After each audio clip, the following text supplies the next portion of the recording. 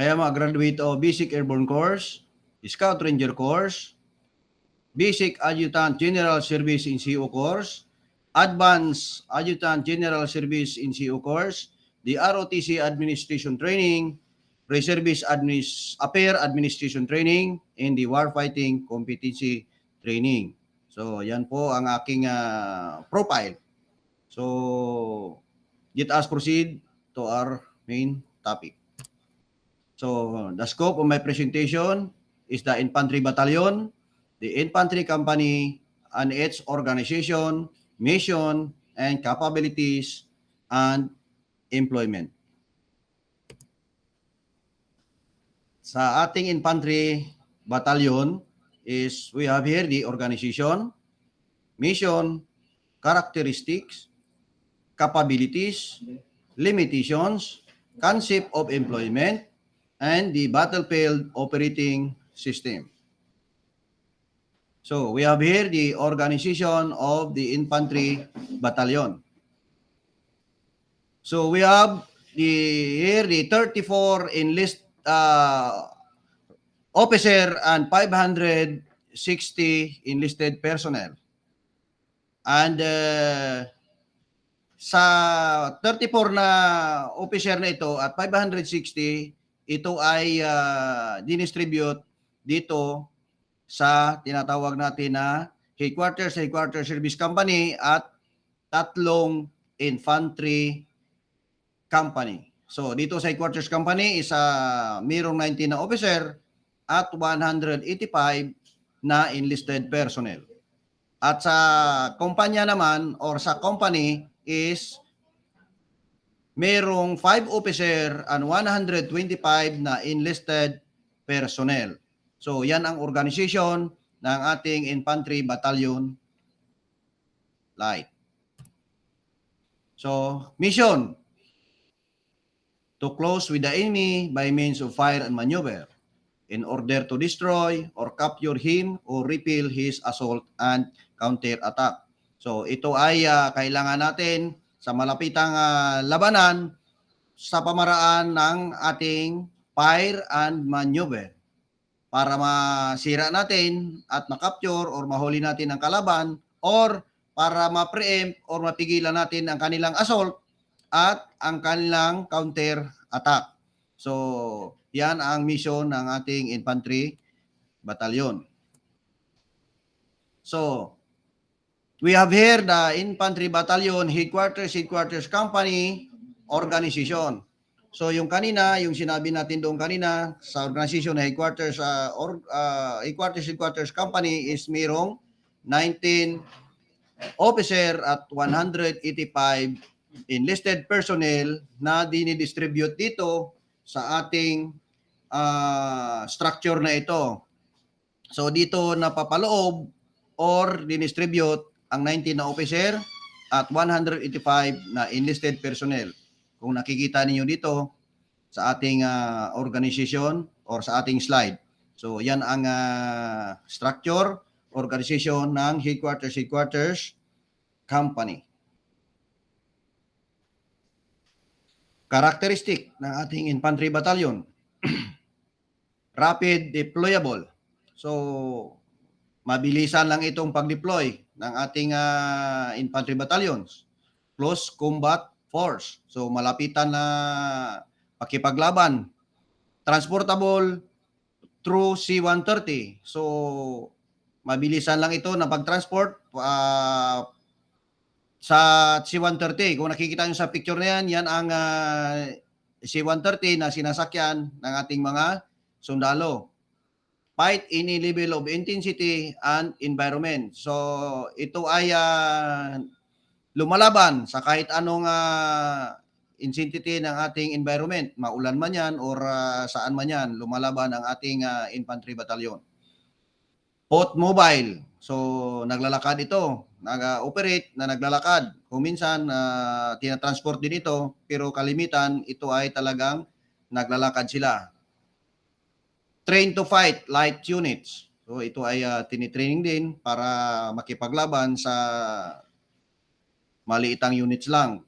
Train to fight heavy units in close terrain. So tinitraining nito sa mga pangmalakihang unit, sa pang malapitan or limited lang na terrain.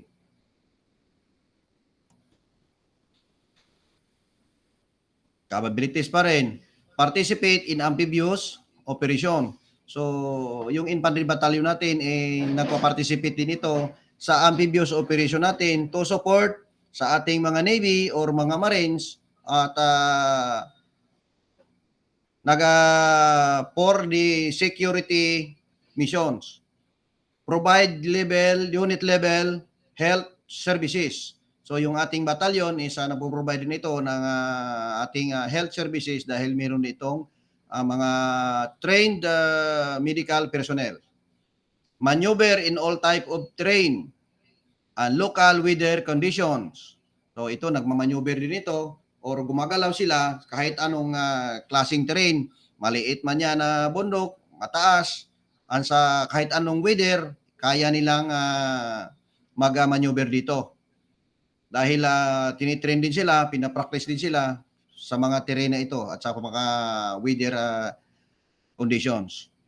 Provide tactical human and SIGINT. So ito ring ating infantry battalion na puprovide din ito ng human intelligence and the signal intelligence para mabato niya sa kanyang operating troops ang mga nangyayari at kailangan nilang i-deploy kung saan man sila dapat mag-operate. Capabilities pa rin. Trains fighting. So ito ay lumalaban din ito sa mga trenches, mga huway-hukay natin na mga dyan, pwede natin pinapractice din natin yan.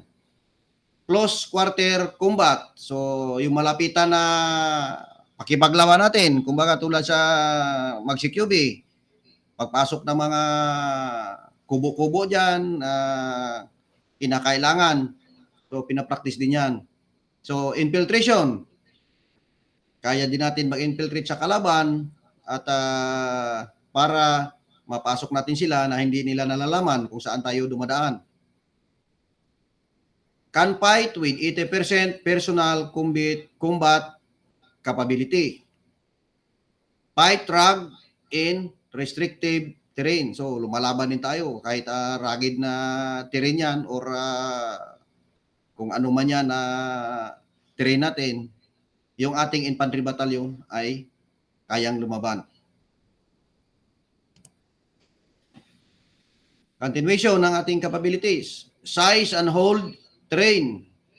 So, kailangan nating mag-hold ang ating terrain at kailangan nating ma-overcome or maagaw natin. Conduct independent operation. So yung ating infantry battalion is nagkakandak ng sariling operation din pag may target sila. May info ang kanilang intel. So nagkakandak din sila ng sila lang na mag-operate. Provide limited anti-armor fire. So nagpo-provide ang batalyon ng limited lang na anti-armor fire dahil meron din silang anti-armor section dyan. Provide mortar fire. So, nagpo-provide rin ng mortar fires yung ating batalyon. Dahil nga, sabi natin, meron din silang mortar dyan. Mortar platoon, meron din sila dyan. Conduct long range patrol. So, ito ay ang ating light infantry battalion nito is nagkakandak rito ng mahabaang patrolya kung kinakailangan or nakiklearing ng mga area kung saan ang kanilang responsibility at binabantayang vicinity nila. Kailangan magpatrol din sila dyan. Operate with heavy forces. So ito ay ang batalyon, nag-operate ito ng maramihan. Kaya nilang dalhin yung Alpha Company niya, Bravo, at saka Charlie kung maramihan na kalaban ang kanilang i-engage.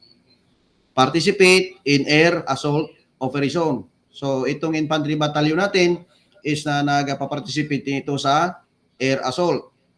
Dahil minsan kulang yung Air Force, yun ay nagsusupport lang yung ating Infantry Light Battalion.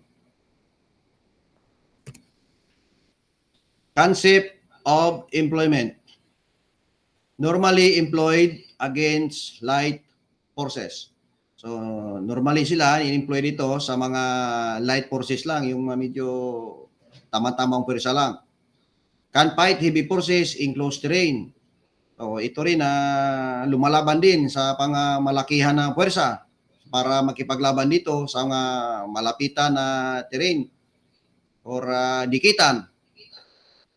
Usually employ as part of the brigade. So, kalimitan, ang infantry battalion natin ay dinideploy as part of the brigade dahil nga pag may operation, ang brigade ang nagkukontrol dito dahil sila, kung saan sila nasasakop na brigade, pag mag-operate is tinatawag yan ay may brigade operation. So, control sila part sila ng brigade. Can be utilized as task force. So, dahil sa marami nitong batalyon ito, pwede rin silang mag-utilize or mag-organize as task force.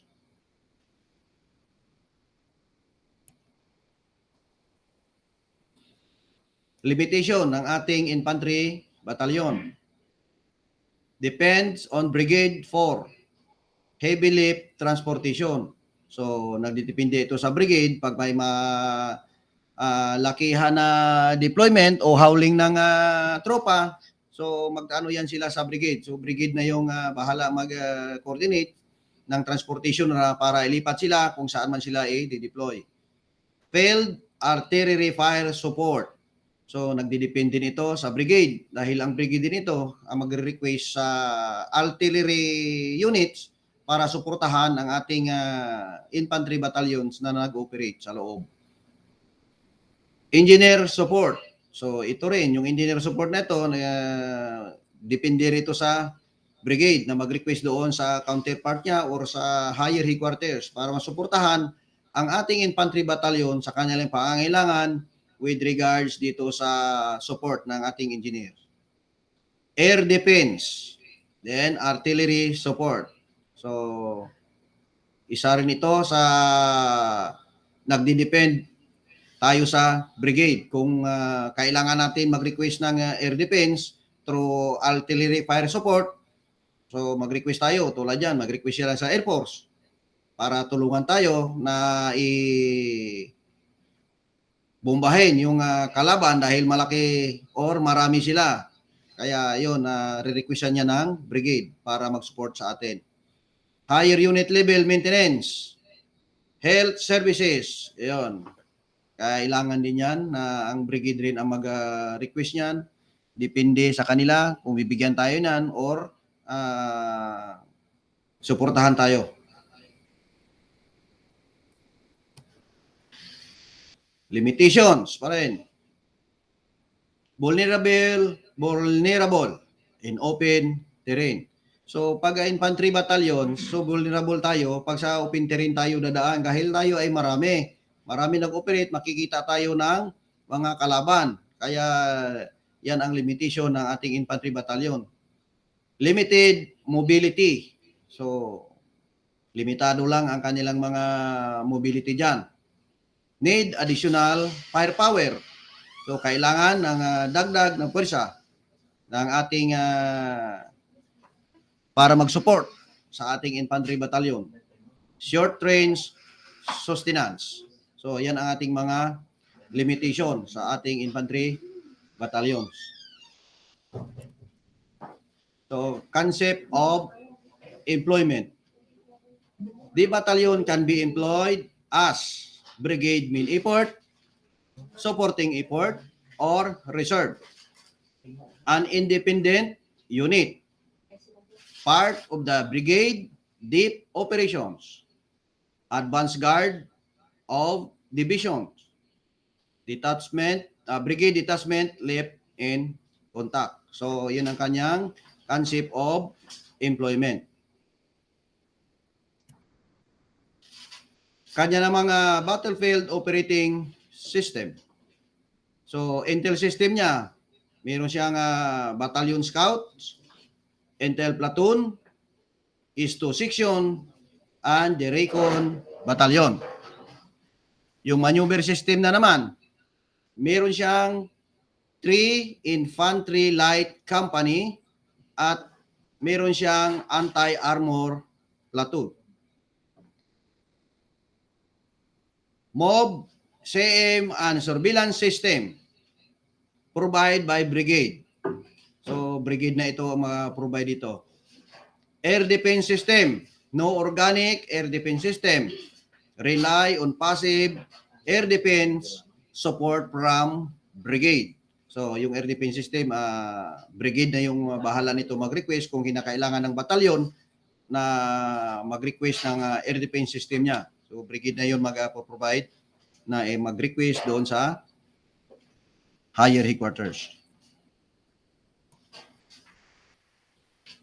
Main units, infantry, battalion lights. So, yung combat units niya is mayroon siyang 3 infantry company. Then, combat support units, mayroong mortar platoon with 4 medium mortars. Anti-armor platoon with 4 heavy anti-armor weapons. Scout platoon, intel platoon, at communication platoon. Yung sa CSSS niya naman, yung sa Combat Service Support Units, meron siyang medic platoon at support platoon. Yan ang kanyang main units. Infantry, Battalion, Light. Dito naman sa kanyang Battlefield Operating System, CSS System, Battalion, Support Platoon, and FCSSD, at BSA. Then, combat trains, ABAC and combat medic section. Then, supply section. Yung combat train siya, meron din siyang evacuation and combat medic section at saka supply section. Yung field train niya is meron siyang transportation section at saka treatment section. Fire support system.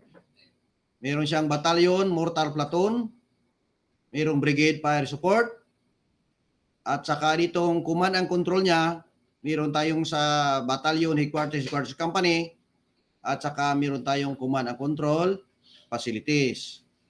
Yan ang battlefield operating system ng ating battalion infantry. So, we proceed sa ating infantry company. Yung ito is medyo maliit-liit ito. Kung ang batalyon kanina is mayroong 3 company, dito naman sa infantry company na ito naman ang ating pag-uusapan kung ano ito.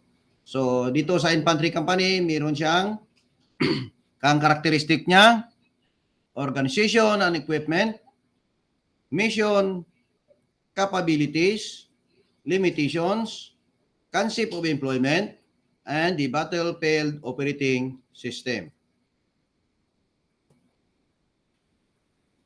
Infantry company.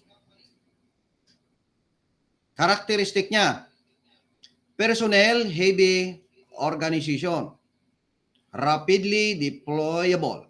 So ito na, ganito pa rin kanina, rapidly deployable, lalo na ito, isa madali lang ito deploy dahil maliit na unit lang ito. Auster CSS and CSSS assets. Both mobile. So ito rin na naglalakad din ito pag nag-operate. Kahit kung minsan, sabi ko nga kanina doon sa batalyon, minsan tinatransport din ito. Pero kalimitan, both mobile talaga pag hindi na maabot ng sasakyan. Relies on good leadership and highly trained soldier. So, nagre-rely ito sa mga leaders nila at saka mga well-trained na sundalo natin dahil ito ang infantry company, ito yung talagang operating troops ng ating batalyon. Dahil ito, ang mga tropa dito ay well-trained soldiers. Transportable through C-130. Ganun din kanina. Kung kailangan na ito na i-transport through C-130, so madali lang ito silang i-transport din. Organization and equipment ng ating infantry company. Composed of headquarters platoon and 3 rifle platoons. Yung headquarters platoon is meron siyang command and headquarters section, mortar section, and anti-armor section. Meron siyang 260mm mortars, 2 mouse, and 1 squad automatic weapon. Infantry platoons. Meron siyang headquarters section and 3 rifle squads. Meron ding 6 LAWs, 2 GPMG or General Purpose Machine Gun, at saka merong 6 na squad automatic weapon. Yan ang organization and equipment ng ating infantry company.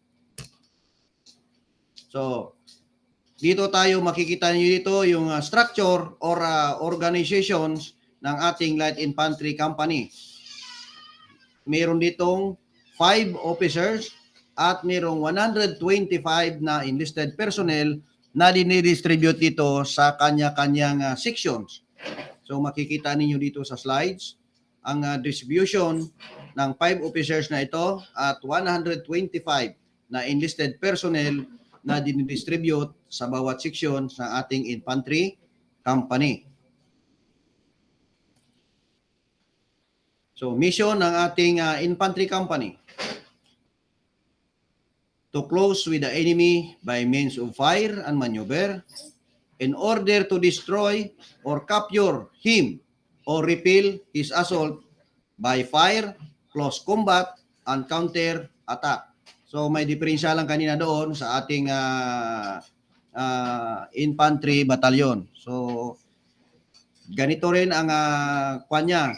Lapitan din sa kalaban sa pamaraan ng ating fire and maneuver para masira or mahuli o capture natin ang kalaban, or para maiwasan at ma-preempt ang kanilang pag-assault by fire, close combat, at sa pagka-counter attack. Yan ang mission ng ating infantry company. So, we proceed to its capabilities. Move in restrictive terrain. Ito ay gumagalaw sa mga masukal na terrain natin o anong klaseng terrain man dyan. Kaya nilang mag-operate dyan. Effective in infiltration. So, kaya na, epektibo rito sa pag-infiltrate, pagpasok sa mga area ng kalaban. Employ accurate small arms. Withstand extreme local weather and terrain condition. Nag-operate din ang ating mga infantry company nito sa kahit anong local weather and terrain condition. Maulan man yan, mainit o ano dyan. So, kaya natin yan. Effective in close combat. So, epektibo sila sa mga malapitang labanan. Effective din in search and attack. Effective in close quarter combat and trench fighting. So, yan ang kanilang mga capabilities. So, ito naman ang kanilang limitations. CO depends on battalion 4. Or company depends on battalion 4, unit level admin and supply. So, ang company, isa nagdi-depends lang ito sa kanilang admin and supply sa batalyon. Unit level maintenance of communication.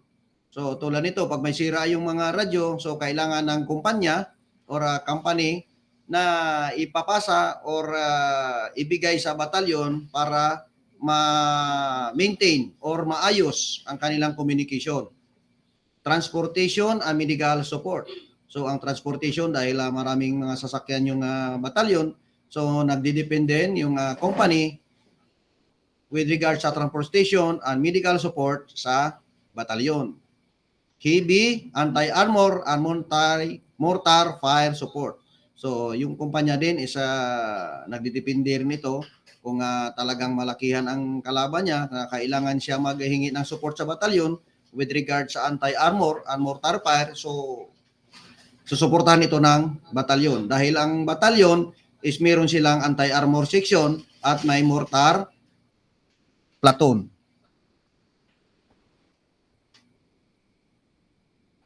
Concept of employment. Battalion maneuver element. So yung infantry company natin is ito yung maneuver element ng batalyon. Nagre-rely dito yung batalyon sa infantry company. Pwede ito maging main effort, supporting effort, or reserve. Brigade Division Economy of Force Operation. Battalion Detachment Left in Contact. Battalion Security Force and Counter Recon, and Brigade Advance Guard. So yan ang concept of employment ng ating infantry company. Yung dito naman sa ating battlefield operating system, mayroon tayong maneuver system. Ito ay mayroong 3 platoons, 3 infantry platoons. Yung fire support system, mayroong mortar section, anti-armor section. Then sa intel system naman niya is rely on battalion or sa brigade. Air defense system, no organic air defense system. Yung ating company, so nagre-rely siya sa support ng battalion at saka brigade. Combat service support system. Very austere, XO and fire FSG. Dito naman sa engineering system niya, very limited engineer capabilities. Dahil nga company lang ito, wala masyadong engineer system itong kumpanya. Nagre-rely din ito sa brigade or sa batalyon. Command and control. Follow the command and control process and command facilities. So, yan ang kanyang battlefield operating system ng ating infantry company. So, dito sa ating infantry support system, mayroong division na nagsusupport sa ating infantry. Dahil itong division is infantry naman ito. So, dito sa division, mayroong division to brigade, yung support system niya. Yung dito sa division is mayroon siyang 3 brigade. Kung nakikita nyo dito sa ating slides is nahati-hati sila. Yung division is mayroong brigade division headquarters yan. Mayroong 1st brigade, 2nd at saka 3rd. So ang batalyon is kinukompose ng 3 brigades. So, brigade naman to division, yung support system niya. Brigade to batalyon. Yung brigade naman is kinukumpos din siya ng 3 batalyon. Hinati-hati din siya. Yung isang brigade na yan is mayroong brigade quarters. Then, batalyon, 2nd batalyon, and 3rd batalyon. Kaya, yung brigade na ito, na tinatawag natin na brigade, ang composition niya is mayroon siyang hinawakan na 3 batalyon na sinusuportahan. So makikita naman niyo diyan sa ating slides. Then dito sa batalyon to company, support system niya. Yung batalyon naman, yung isang batalyon is mayroon itong 3 company. Alpha Company, Bravo Company, at saka Charlie Company. So, itong mga kumpanya na ito is nagre-rely din ito ng tulong sa kanyang batalyon. So, sa isang batalyon, pinagati-hati, dahil mayroong batalyon headquarters, Alpha Company, Bravo Company, at Charlie Company. Yan ang support system ng ating batalyon to company. So, makikita din ninyo sa ating slides. So, is there any question with regards to our lecture? If none, proceed tayo. So, wala na pala. Thank you and good day na daw nakalagay dito. So, tapos na ang ating lecture. At if you have any question, thank you very much sa inyong pakikinig sa aking lecture sa araw na ito. So, mabuhay kayong lahat at maraming salamat.